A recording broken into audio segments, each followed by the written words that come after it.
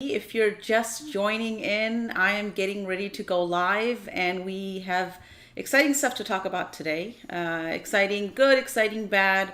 We'll figure out what is left in the reconciliation bill after a week of a roller coaster ride of what could be in there, what couldn't be in there. So, if you're just tuning in, I hope you stay on because I have the latest and greatest news on what is happening with the bipartisan infrastructure bill and how it's tied to the reconciliation bill and what is where we are today. This is October 28th, and we still don't have a bill passed. And of course, working families across this country are hoping that there's something in there for them. So we'll discuss where we are as of today at the end of today. The number two topic that we will talk today about is a little bit about taxation and what the Billionaires Tax is and why I'm a huge supporter of that, of a wealth tax for billionaires and ultra wealthy people, especially people with net wealth over $100 million. That's actually kind of unimaginable for most of us. Even average people that are well-to-do and upper middle class really can't imagine what it's like to have $100 million net worth. It's actually kind of impossible for us to imagine the amount of buying power and the ability to never be able to spend your wealth. So we'll talk a little bit about that, and then we'll go into a little bit about what happened. How did we go from 3.5 trillion to 1.75 trillion. So that's kind of where we are today, and those are kind of the things that we will be talking about today. Now, I want to welcome you all if you're just tuning in. Today was an extremely windy day here in Austin, Texas. And to introduce myself, I'm Donna Iman, and I'm running for U.S. Congress in 2022 right here in Austin, Texas. And every 7 p.m. Central Time on Thursdays, on a weekly basis, I cover the most pertinent policy topics that will impact working families across the United States as I run for office. It's a way for me to, connect with you and learn about what you want to hear about and explain those back in a way that's hopefully useful to you. Now, on Monday nights, 9 p.m. Central Time, I host a Twitter Spaces for anybody to come in and interact. It's an open forum with an open mic. And so you're welcome to come in, ask questions, and I have several topics that are ready to go that I want to discuss. Usually there are topics from Friday through Monday evening, and then Tuesday through Thursday evening is what I cover on the YouTube stream, or if you're watching this on Facebook Live. So welcome again to today's stream. So let's first of all start with where we are on the reconciliation bill. So I have a really nice summary for you here. Today, President Biden came down to the Capitol and he unveiled a framework. So we're kind of back to using this term framework for a 1.75 trillion social spending bill, as they call it, as he urges Democrats to pass legislative agenda. So he delivered these remarks in the White House, and again, we're seeing this now, $1.75 trillion. Remember, this bill was supposed to be a $10 trillion bill. Then it went from $10 trillion to a $6 trillion bill, which was a compromise, and the $3.5 trillion bill was the floor. So now that floor has sunk and it's down to 1.75 trillion, and we'll get to how we got here, especially over the last week specifically. So this is what we're talking about, the Build Back Better Act. This is the reconciliation bill, where if you have the pay-fors, you can pass it on a straight party line vote as long as you can get it through both the houses with a majority in a House and a majority in the Senate, rather. So what is the latest? The latest is that President Biden and Speaker Nancy Pelosi held a meeting with the Democratic caucus on Capitol Hill Thursday, that's today, about the framework of the Build Back Better economic agenda. It was a closed-door meeting of the Democratic caucus, and Nancy Pelosi pressured House Democrats to pass the bipartisan infrastructure bill as soon as possible, as soon as Thursday, in fact. Now, Senators Joe Manchin of West Virginia and Kyrsten Sinema of Arizona loosely quote, loosely agreed to a broad framework, but have not yet committed to supporting the bill. So it's not like all 50 senators are on board with this framework of $1.75 trillion. And that's according to congressional aides familiar with the negotiations in this private meeting. President Biden later added in the meeting that he doesn't think it's hyperbole to say that the House and the Senate majorities and his presidency will be determined by what happens in the next week. He's talking about 2022 and, of course, 2024 when he's up for re-election. So to recap here, the bipartisan infrastructure bill is a bill that was put together by the United States Senate, primarily Democratic. It was a Democratic agenda, but it was done with many GOP senators as well. And the two key Democratic senators that were part of getting that bipartisan infrastructure bill together were Senator Joe Manchin from West Virginia and Senator Kyrsten Sinema from Arizona. So their reputations are very much tied to this bipartisan infrastructure bill. And in fact, over the past 2 months, as I've been reporting on the reconciliation bill, we talked about how a PAC called Center Forward was already sending out mailers among Arizona voters, basically asking them to thank Senator Sinema for having such a big role in the bipartisan infrastructure bill and getting that put together and passed in the Senate. It kind of makes it sound like it's law already, but the truth is that it is not. It has not passed in the House. And right now, the Democrats in the House are saying, look, we want both of these bills to pass together because we don't want to vote on the infrastructure bill and then all these things for the American people, and I'll go into what these things are, kind of get left on the table that never get done.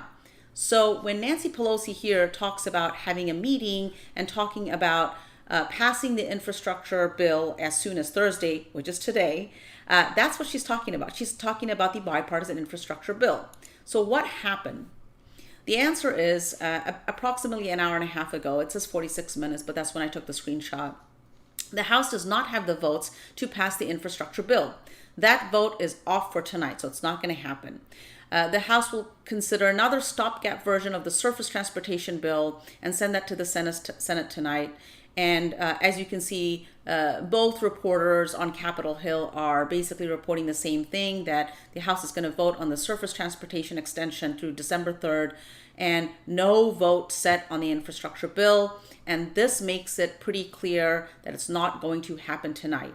When they talk about this vote on the surface transportation extension, this is some portion of the infrastructure bill to keep some of the work that's already started going. So it's a kind of like a temporary measure for certain items in that bill.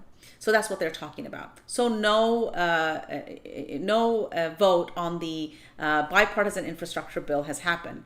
And literally seconds ago, we saw this from Speaker Pelosi right here this evening. She sent out a note to all the Democrats in the House. And you can see here, this is her note. She talks about being honored to get a visit from the president. And you will see here on the second paragraph, the House will postpone the vote on the BIF, which is the bipartisan infrastructure bill or framework. The good news is that most members who were not prepared for a yes vote today have expressed their commitment to support the BIF, which has always been true, actually. They said, we'll support the BIF if you pass the Build Back Better. And she says, I thank the overwhelming number of House Democrats who support the BIF and the Build Back Better Act. So, most people say, hey, if we get the Build Back Better Act passed, we'll definitely support the infrastructure bill.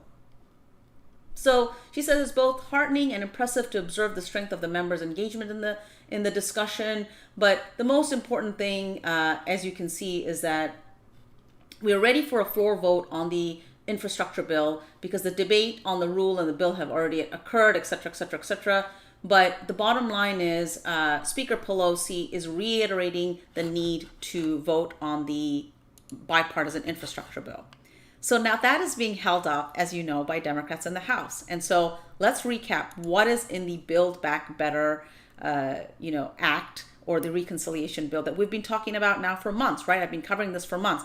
So these were the key things that are in there that really make a huge impact and an investment in American families, not just across the state of Texas, not just here in Austin, Texas, but across the entire country. We're talking about universal pre-K, 3 to 4 year olds.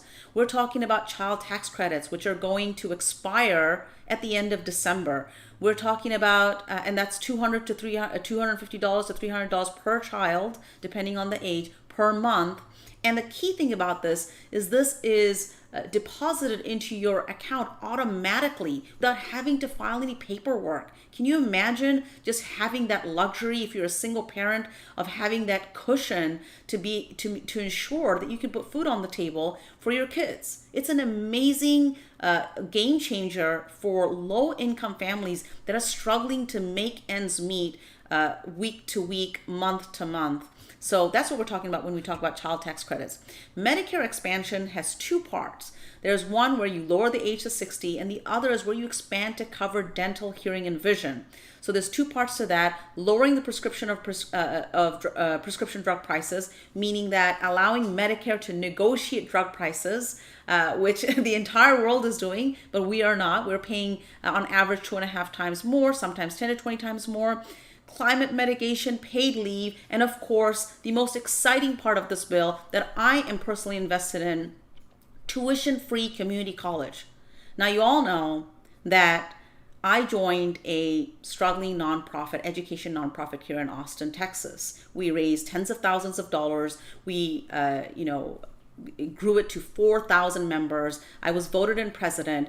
And the nonprofit provides free training and education to anybody who wants it. I repeat, free training and education for anybody who wants it to help boost people's paychecks and their careers. So this is a really important thing to me personally. Tuition-free community college is a game changer. I've talked about this in depth in last week and weeks before, that it doesn't necessarily mean that a person has to go to school for an entire 2 years. They may be able to take 5 or 6 classes and get their foot in the door, take some coding classes, take some production classes, take some automation classes, and all of a sudden they have the job of being on some of these modern production floors here that have come back in the United States, where manufacturing is now highly automated, and you need skilled people to be able to operate some of the machinery that's in these factories. So tuition-free community college is a game changer specifically for working families that do not have money to go to college and cannot pay for it, and it is just completely out of their vision. But it's not just for college. There's two aspects to it. You can get lots of high-skilled jobs with the skills and training that you can get at a tuition-free community college, even if you take a certification, for example. You don't have to go the whole 2 years. But if you do, sometimes when you start a job, all of a sudden your employer may pay for the rest of it. So they may pay for the rest of the other 2 years, and all of a sudden you have a bachelor's degree, let's say in computer science. That is transformative. That alone can lift a family completely out of poverty. So that is the game changer we're talking about. So where are we now? So as of this evening, the NewsHour reported, here's what's left in this $1.75 trillion Build Back Better framework. And remember, this is over 10 years. So we're talking about approximately now, we're down from $350 billion to $175 billion annually spent for the next 10 years. To put that into perspective, we spend somewhere around $750 billion annually for our military industrial complex. And that is signed into law without any debate, without any fuss by our Congress every single year, and we never ask how we're going to pay for it. This is the reconciliation bill, which is fully paid for. And here we are. So what's left? Universal pre-K, child care, elder care. There's $200 billion for extended child tax credit, but it ends 2022, not for the next 10 years. It does not cover 10 years. It ends through 2022. Climate change investments, strengthening ACA, and as you know, ACA has helped many people across this country. However, in Texas, we have the most number of people who are uninsured. They have no ACA because they cannot afford the monthly premium. And because Texas did not expand the Medicaid program, there are many people that are stuck between the federal minimum limit and the state minimum limit, and they get no support whatsoever in covering premiums for being able to buy ACA. Now, those that can afford ACA and are paying for these premiums often have deductibles as high as $10,000, maybe higher. The average deductible could be anywhere from $5,000 to $10,000, depending on the person, their age, etc., where they are located in Texas. So even though they have ACA and they may be getting assistance to be able to pay for their premiums, that doesn't mean that they have a deductible. So they're actually technically unable to see a doctor. It's sort of like a catastrophic health insurance, but even then it doesn't kick in unless you can produce a deductible. So strengthening ACA helps those people that are wealthier and can actually afford that deductible, which is not too many people that have $10K lying around in their bank accounts. But it does nothing for those people who have no health care, and it does nothing for those people who don't have the deductible available. So that's what it does, strengthens ACA, and here's what it does for Medicare Expansion, hearing coverage. So what does that mean? Remember what we talked about, what was in Medicare Expansion? We talked about lowering the age to 60 and covering hearing, vision, dental. So that's out. What does that mean? Here we go. It started at $3.5 trillion. Child tax credits now only go to 2022. Medicare Expansion only hearing. You saw that. Lowering prescription drug prices wasn't on there. Climate mitigation, yes, there was a little bit of climate. Paid leave, poof, gone. And tuition-free community college does not appear to be in this $1.75 trillion framework. That's how we got from $3.5 trillion to $1.75 trillion. This is devastating for many of us who believe that even at $3.5 trillion, that this bill went nowhere near really covering people when it comes to healthcare. As you know, Texas has the most number of people with no healthcare whatsoever, period. No health insurance, and even those who have health insurance, ACA, do not have healthcare. This bill would not further help them with respect to their deductible or actually getting on a healthcare plan. At least that's what it seems so far. We're not even talking about immigration. I don't even see immigration talked about here. Of course, we haven't seen the bill. So we can only go by what is being told to us. This is where we are with the reconciliation bill today. So with that, let's talk about the Billionaires Tax. So one of the things that was discussed is how do you pay for this bill? Because you have to have pay-fors in a reconciliation bill. So what was discussed was increasing the corporate tax, and of course taxing people with high incomes, people with income over $400,000 annually. Now, $400,000 annually is a lot of money for the majority of us in this country, but relative to where you live, it can really vary in terms of what it can do for you. For example, if you live and work in San Francisco, or if you live and work in New York City, $400,000 is not a huge amount of income with respect to the cost of living, with respect to being able to own a home. The American dream of owning a home, right? If you work in downtown Manhattan, $400,000, you're not going to be able to get a home. That's right there, probably, right? That's kind of unheard of. So that's what was discussed initially. Then there was a discussion because Senator Kristen Sinema said that she will not increase taxes on increase any taxes on anybody at all, on income taxes. So she proposed what's called a Billionaires Tax. And this is for people who have wealth in excess of $1 billion It's unfathomable, by the way. There are many, many YouTube videos out there that demonstrate in many different ways what $1 billion is like to have and how impossible it is to spend. So she's talking about people like Elon Musk, for example, whose net worth is now $250 billion. He's projected to be the first trillionaire. We're talking about people like Jeff Bezos of Amazon. We're talking about Mark Zuckerberg of Facebook. We're talking about Bill Gates, who was the founder of Microsoft, et cetera, et cetera. We're talking about those folks who not only have $1 billion, but they have over $100 billion, some of them over $200 billion. A billionaire's tax was proposed by Kristen Sinema.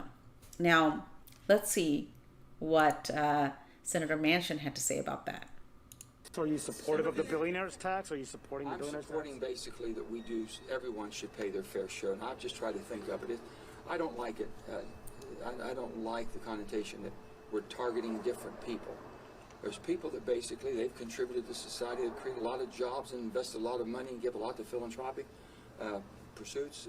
But it's time that we all pull together and row together, if you will.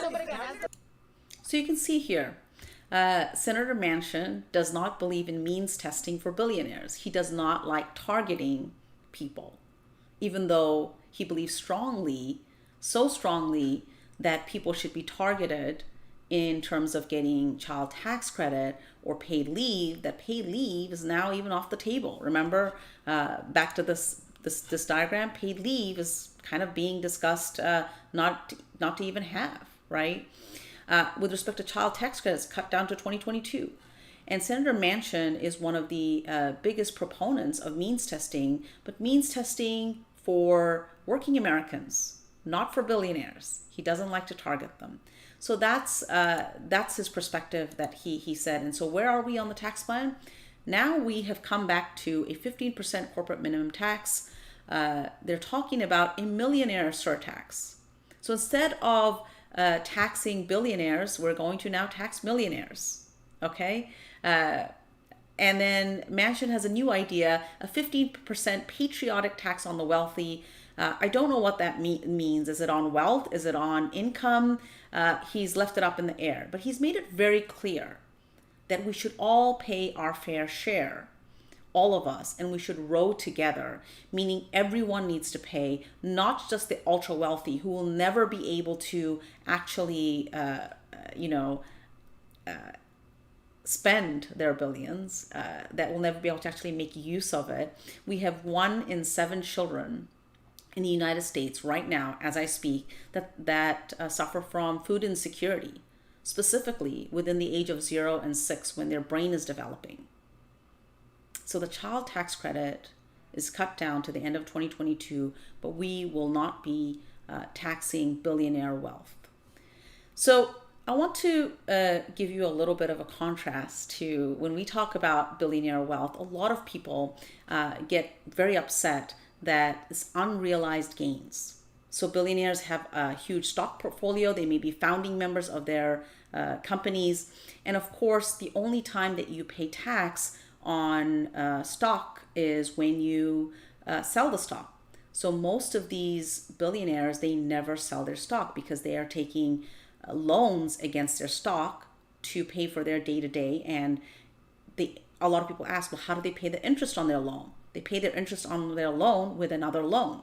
And they keep taking loans because those loans are pennies on the dollar. They're less than the interest rate on those loans against their portfolios is less than 1% in most cases. In some cases, it may be close to 0. So that's what we're talking about when we talk about the billionaire tax. They never sell their wealth, because if they sell their wealth, they'd have to pay taxes on it. And of course, they have no income because they don't take a salary, because they don't have to take a salary to live. So they never pay income taxes. In fact, Elon Musk in 2018 paid 0 federal income tax, paid 0 tax, 0 federal tax, period, because he had no income. So how is that possible? It's possible because they never have to sell their stock. But let's go back to unrealized gains. Many people are vehemently opposed to taxing wealth that is unrealized in terms of gains?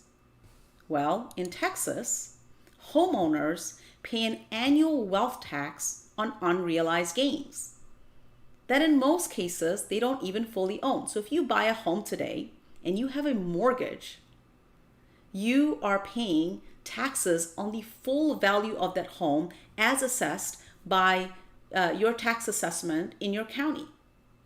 So you pay the full amount. In Texas, it is upwards of 2%. Here in Travis County, Williamson County, we're talking about 2.2% on average, between 2.2 and 2.25% on the whole value of your home, which you don't own because the majority of people are paying mortgages on their homes that are anywhere between, right now in Austin, Texas, homes are extremely expensive. So you're talking about on average $400,000, $500,000 homes, you're paying a tax, a wealth tax, because that is where a majority of people, working people, save their wealth in their home. That's where their nest egg is for their retirement. So not only do they pay taxes, they pay taxes on unrealized wealth, unrealized gains, because every single year when that home appreciates, you pay money on the entire value of that home plus the appreciation of that home, unrealized gains, but you haven't sold the home. So you're paying a wealth tax every single year, and it's called a property tax. So if you're a homeowner, which many working people, especially middle class and upper middle class people who work for a living, who have a good salary, maybe they make anywhere upwards of $75,000 to $200,000 or $300,000 annual income here in Austin, Texas. Maybe they're a software engineer. Maybe they work for a corporation. Maybe they're a business person, right? So they're making a 6-figure salary here in Austin, Texas, and they are putting their wealth in their home, and they're paying taxes on it every single year, even though they've never sold it. So that is where we are, and that is the reason. That is the reason why the top 1%, and this is per the federalreserve.gov website, the top 1% own more wealth than the bottom 90% combined. So if you take these two bottom numbers, 36.52, and you add 2.62 to it, it is smaller than the wealth of the top 1%, which is 41.52 trillion. The reason is we have to pay a wealth tax. The bottom 90% are paying a wealth tax on our home every single year. So we are unable to save. Number two, we pay taxes on our income. If you're in the top tax bracket in the United States, you're paying, close to 40% tax on your income. So we're paying a huge tax rate. On top of that, we're paying a wealth tax. The average middle class family is paying a wealth tax, whereas billionaires have no income, so they pay no federal income tax. They don't sell their stock portfolio, so they have no tax to pay. They take loans against it all the way until they die. And when they die, their wealth is transferred to their heirs tax-free, because it grows tax-free, and their heirs receive something, what's called a stepped-up basis, meaning they don't have to pay the taxes on the growth of the wealth from the time that that wealth was acquired. They only have to pay from the time that they have received that wealth, and only if they actually do something with it, transact that wealth. So that's where we are in this country, and that is why a billionaire tax is more important than really having an income tax on super wealthy people. So, but it's out.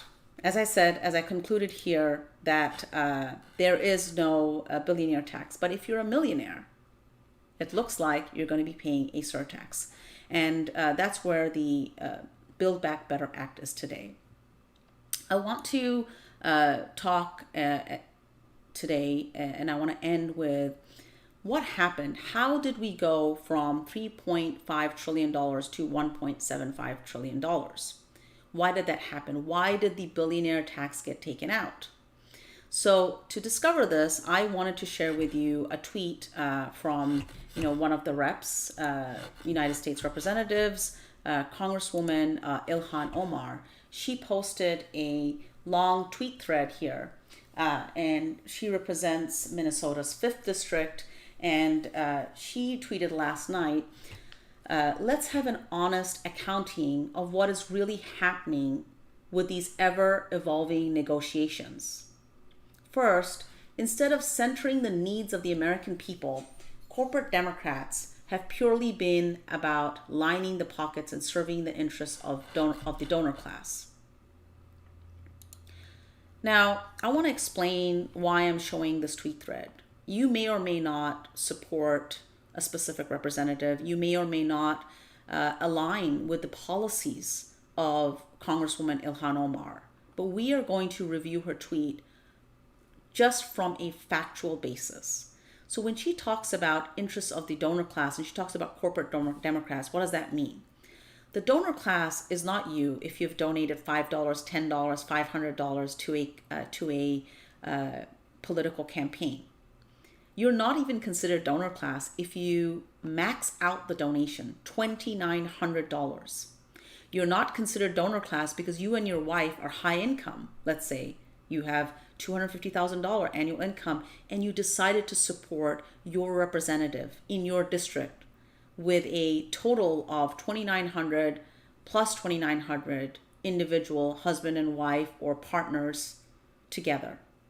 You're not considered donor class. So what does donor class mean? Donor class is referring to a set of donors who have wealth in excess of $10-20 million. Their income annually is, let's say, over $1 million.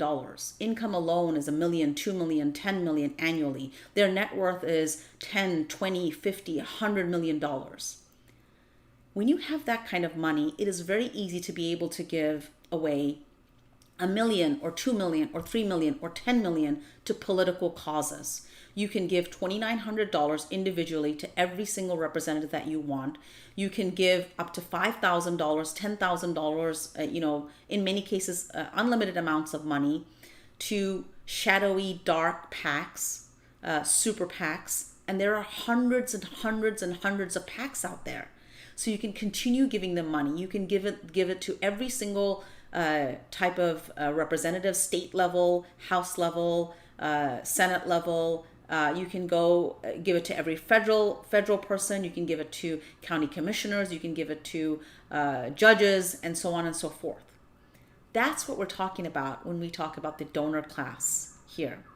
And when she refers to this term, corporate Democrats, right here, what she's referring to is people who take money from corporate PACs. We're talking about large corporations that can write checks for $10,000, $20,000, $30,000, etc., directly to representatives, or they can give it to a Democratic Party committee or even a Republican Party committee, and there's unlimited amount of outside spending in a campaign that can be done because they have unlimited amount of money.